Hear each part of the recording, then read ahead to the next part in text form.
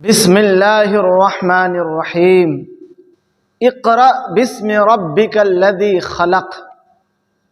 اے محبوب، اپنے رب کے نام سے پڑھیے جس نے پیدا کیا۔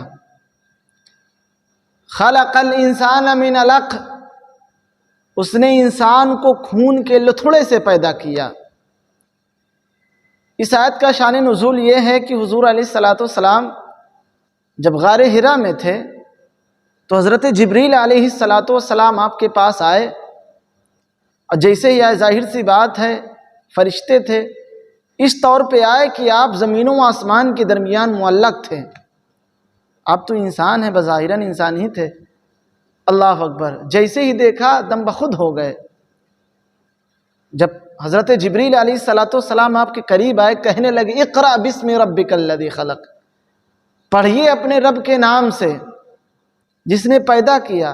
تو حضور علیہ السلام نے کہا میں پڑھنے والا نہیں ہوں۔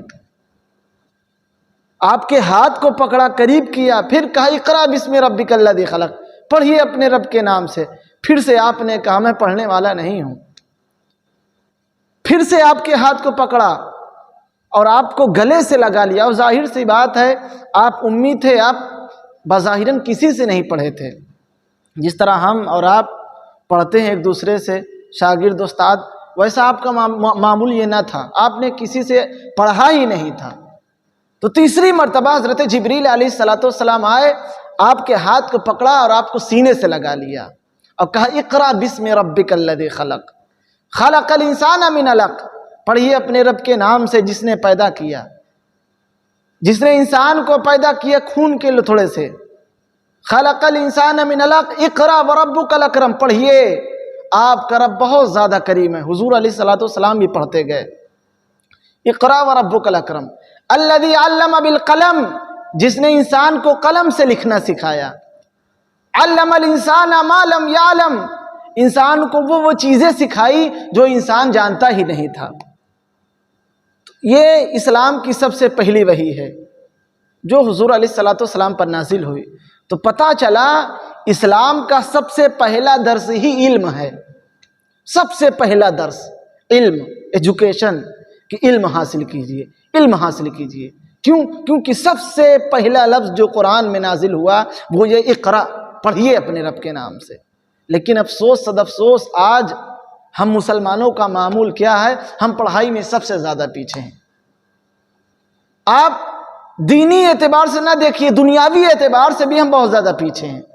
تو میرے بھائیوں، قرآن کا یہ درس ہے، قرآن کا حکم ہے، اپنے بچوں کو ضرور پڑھائیے۔ آپ نہیں پڑھ پائے تو کیا ہوا، اپنے بچوں کو پڑھائیے، دینی سکھائیے، دنیاوی علوم سکھائیے، لیکن جاہل مت رکھیے۔ آگے اللہ فرماتا کلا ان الانسان لیطغی، ہاں انسان تو شرکسی کرتا ہے، اور رآہ استغنا، اس بنا پر کہ وہ اپنے آپ کو غنی سمجھتا ہے۔ یہ آیت ابو جہل کے بارے میں نازل ہوئی کہ جب اس کے پاس مال ہاتھ لگا، مال آ گیا، تو وہ غرور اور تکبر میں ڈوب گیا، تکبر کرنے لگا، شرکسی کرنے لگا۔ تو آگے اللہ نے فرمایا کلا ان الانسان لیطغی اور رآہ استغنا ان الی ربک الرجع، کیا بھول گیا ہے کہ اس کو اس کے رب کی طرف پلٹنا ہے۔ ارأیت الذی ینہا، بھلا دیکھیے یہ تو روکتا ہے، عبدا اذا صلی، اس بندے کو جب وہ نماز پڑھ رہا ہو۔ حضور علیہ السلام خانہ کعبہ میں نماز پڑھ رہے تھے، تو ابو جہل نے یہ ارادہ کیا کہ آج میں محمد کے سر کو کچل ڈالوں گا معاذ اللہ۔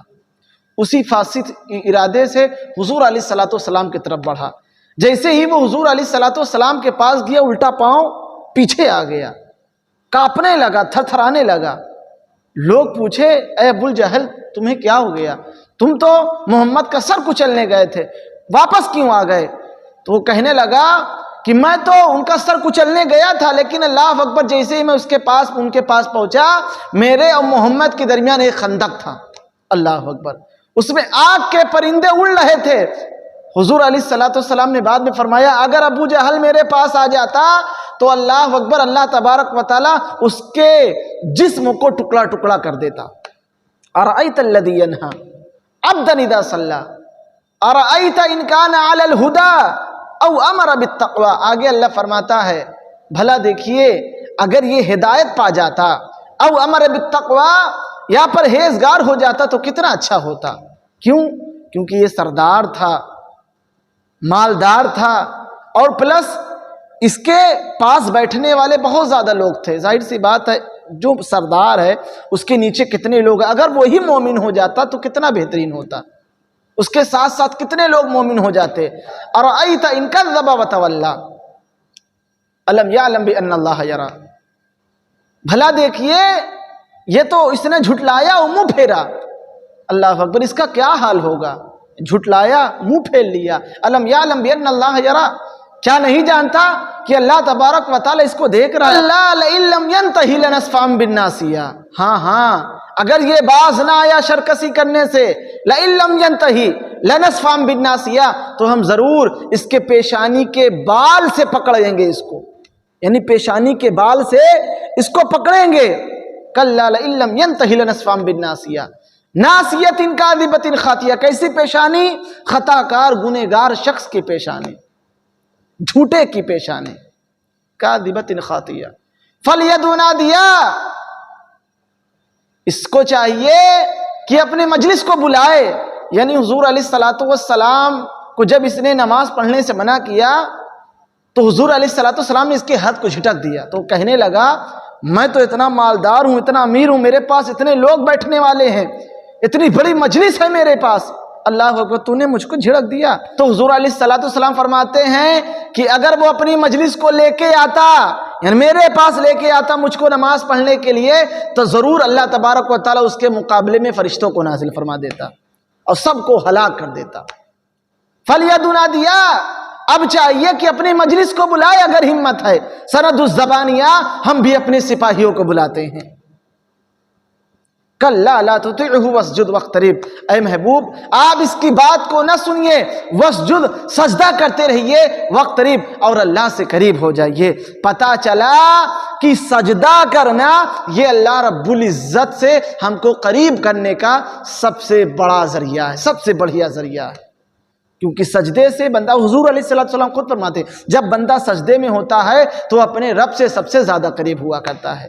تو میرے دوستو اس صورت سے ہمیں پتہ یہ چلا کہ سب سے پہلے کہ ہم علم سیکھیں، کیونکہ علم سب سے پہلا درس اسلام کا علم ہے، اور دوسری بات یہ ہے کہ جو بھی حضور علیہ السلام کی شان میں گستاخی کرتا ہے تو اللہ رب العزت خود اس کو تباہ و برباد کر دیتا ہے۔